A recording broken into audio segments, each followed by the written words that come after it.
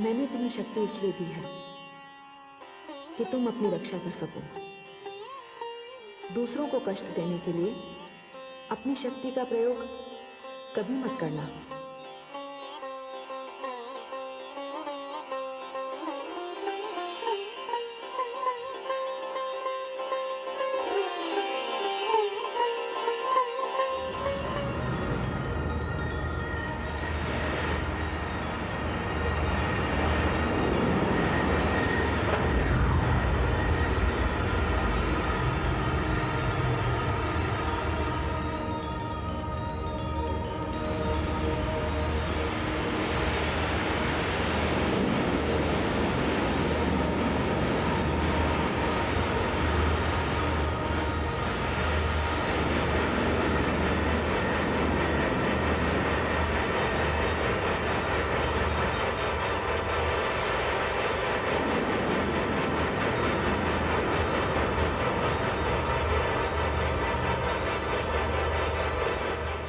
मित्र, ये तो चमत्कार हो गया।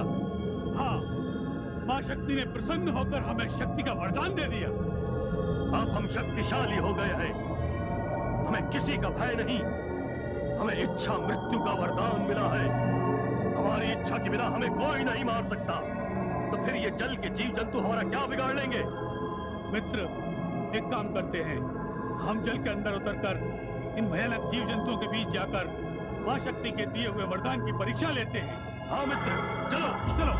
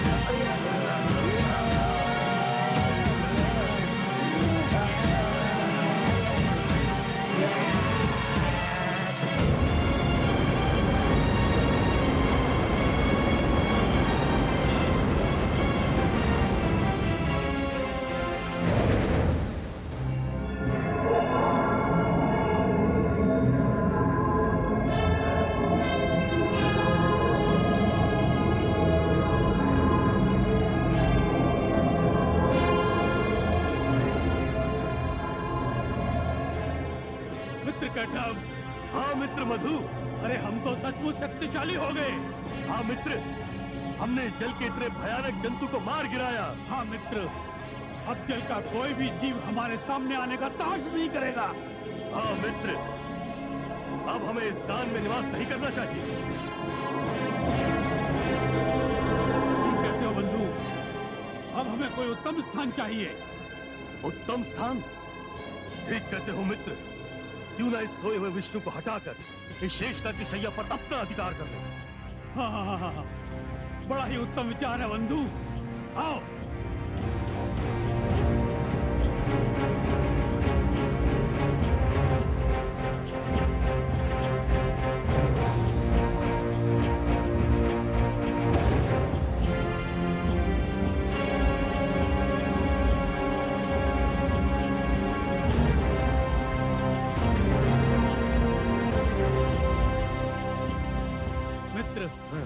ये कितनी चिकनी चिकनी और कोमल शैया है, सोते ही नींद आ जाएगी। हाँ मित्र, अब हमारा निवास कान में नहीं, इस सुंदर शेषनाग शैया पर है। परंतु मित्र, ये तो अभी तक गहरी निद्रा में सो रहा है। हाँ, इसे जगाकर यहाँ से हटने को कहते हैं। हाँ, ए विष्णु, जागो निद्रा से। उठो यहाँ से, अब तुम्हारे स्थान पर हम रहेंगे यहाँ। अगर तुम नींद से नहीं जागे तो हम तुम्हें उठा के बाहर फेंक देंगे। रुक जाओ, तुम लोग किस नीच प्रकृति के हो? मेरे जिस स्वामी के कानों में तुमने आश्रय लिया, उनके प्रति तुम्हारा ये दुर्व्यवहार, यदि मुझे ये ज्ञात होता तो मैं तुम्हें कभी उस भयानक जलचर से न बचाता। यदि अब तुमने मेरे स्वामी की योग निद्रा में बाधा डालने का प्रयास किया तो परिणाम के उत्तरदायी तुम स्वयं होगे। अरे जाओ, पहले हम दुर्बल थे, शक्तिहीन थे, किंतु अब हमारे पास अपार शक्ति है। देखो हम किस प्रकार तुम्हारे स्वामी को इस सुंदर शैया से उठाकर सागर में फेंकते हैं।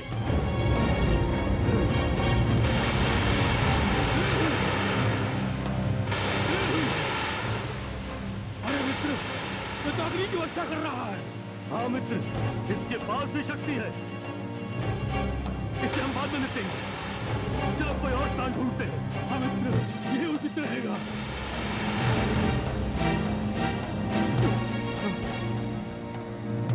वो देखो मित्र, वो ऊपर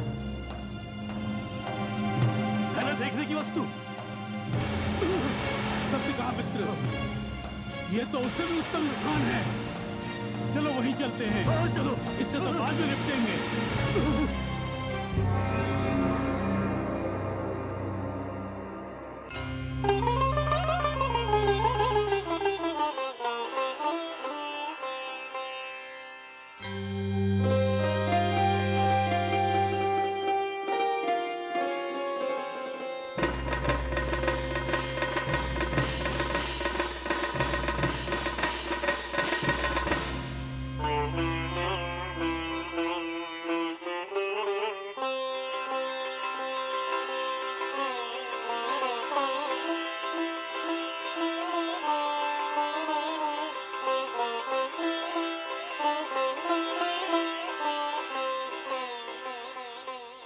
हे आदिशक्ति, यह आपने क्या किया?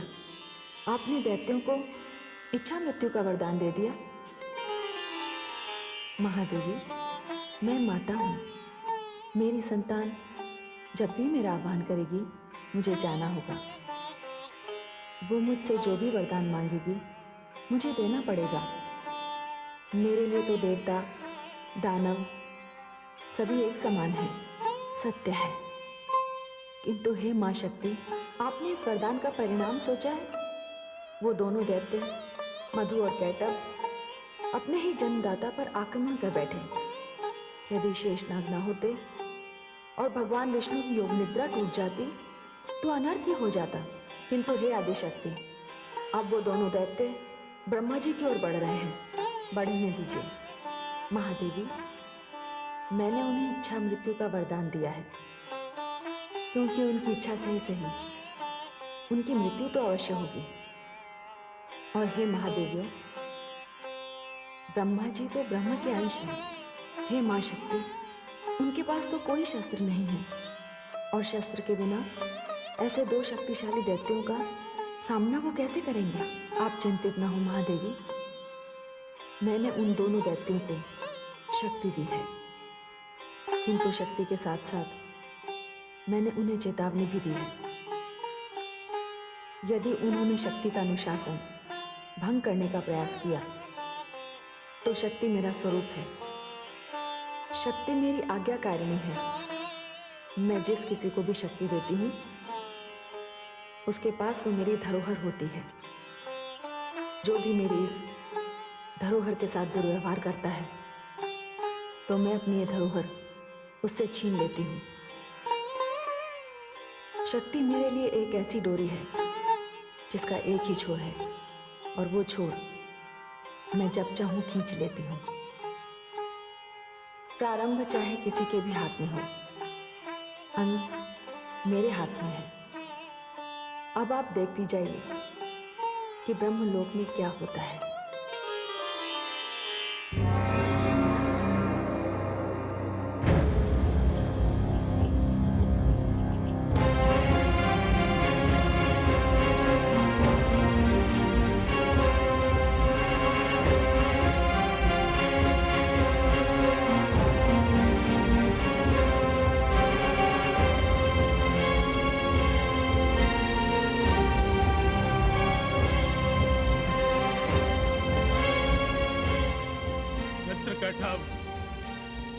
क्या लोक है, क्या स्थान है?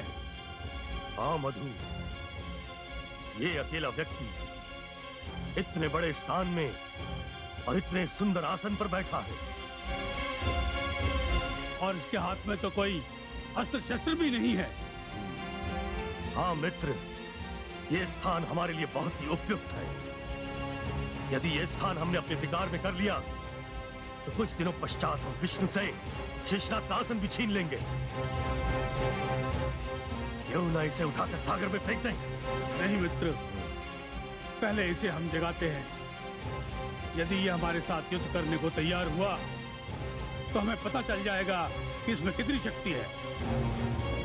ठीक है, अभी जगाता हूं। देखने में तो बड़ा सीधा सादा लगता है, इसे सताने में बड़ा आनंद आएगा। हे, उठो!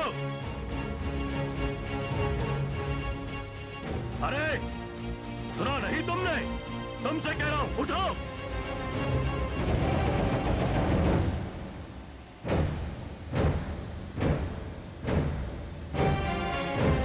कौन हो तुम दोनों? आदर से बात करो।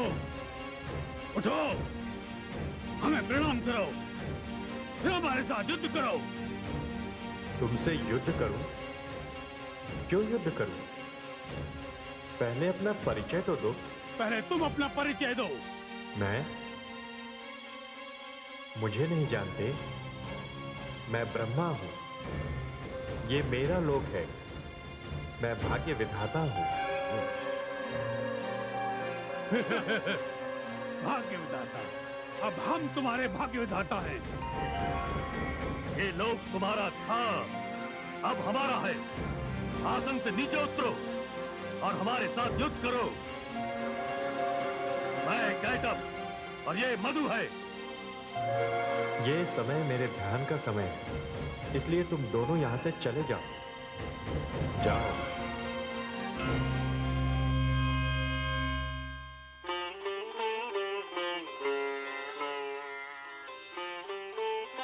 हे स्वामी, ये दानव भगवान विष्णु के कानों से निकले हैं, इसलिए इनसे युद्ध करना व्यर्थ है। आप शीघ्र भगवान विष्णु से प्रार्थना कीजिए, वे ही इन दुष्टों का संहार करेंगे।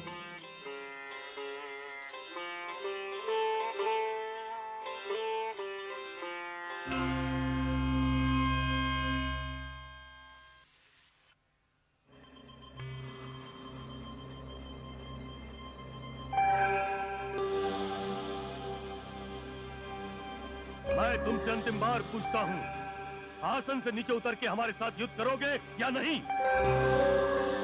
अवश्य करूंगा, किंतु मुझे थोड़ा समय दो। मैं किसी से परामर्श करके आता हूं।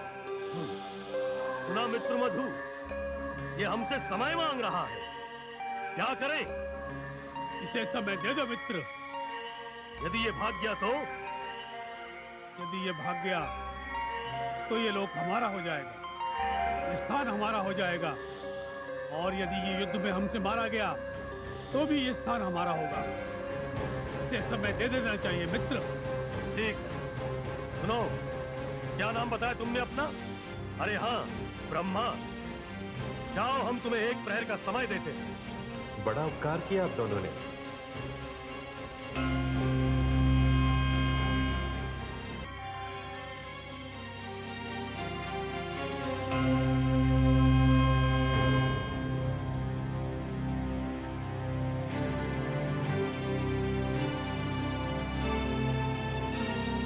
पद्मनाभ, हे शेष की सैया पर निवास करने वाले, आंखें खोलिए और देखिए मेरे साथ क्या अन्याय होने जा रहा है। हे वासुदेव, मेरे धैर्य की परीक्षा न लीजिए।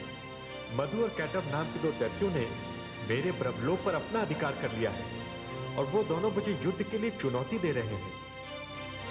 हे त्रिलोकीनाथ, आदि शक्ति ने आपके समक्ष मुझसे कहा था कि जब भी मुझ पर कोई संकट आएगा आप मेरे रक्षक होंगे। हे त्रिलोकीनाथ, मैं आपके पास आया हूं।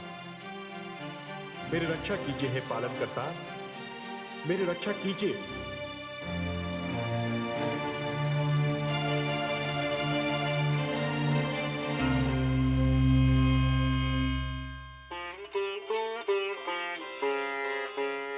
हे स्वामी, मैं आपकी शक्ति सरस्वती आपको इस संकट में नहीं देख सकती। इस समय भगवान विष्णु गहरी योग निद्रा में है। आप आदि शक्ति का आह्वान कीजिए, क्योंकि आदि शक्ति ही योग निद्रा है जो भगवान विष्णु के नेत्रों में विश्राम कर रही है।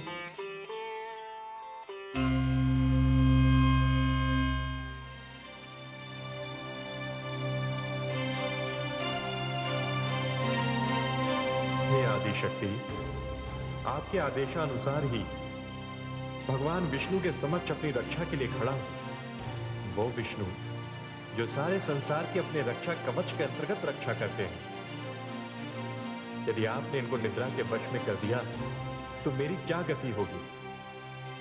आप निद्रा बनकर इनके नेत्रों में विराजमान हैं। मेरी रक्षा कीजिए, इनके नेत्रों से बाहर आ जाइए, क्योंकि वो दोनों दैत्य किसी भी समय यहां आ सकते हैं। मेरी रक्षा कीजिए आदिशक्ति, रक्षा कीजिए।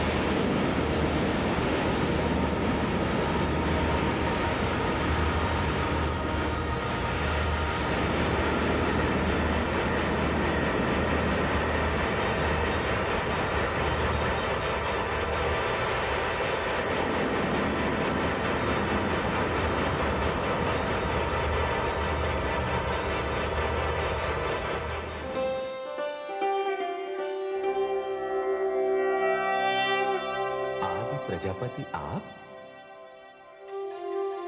आपके मुखमंडल पर चिंता की ये रेखाएं कह रही हैं कि आप किसी गंभीर समस्या में उलझे हुए हैं। आपने सत्य कहा पद्मनाभ। 2 दानव मधु और कैटब मेरे ब्रह्मलोक में आ गए और उन्होंने उस पर अधिकार कर लिया। क्या? हाँ त्रिलोकीनाथ, वे दोनों मुझसे युद्ध करना चाहते हैं। माता आदिशक्ति ने मुझसे कहा था कि संकट के समय मैं आपसे सहायता मांगू। मेरी रक्षा कीजिए हे त्रिलोकीनाथ। चलिए ब्रह्मा जी, मैं आपके साथ चलता हूं, देखता हूं कि वो कैसे दानव हैं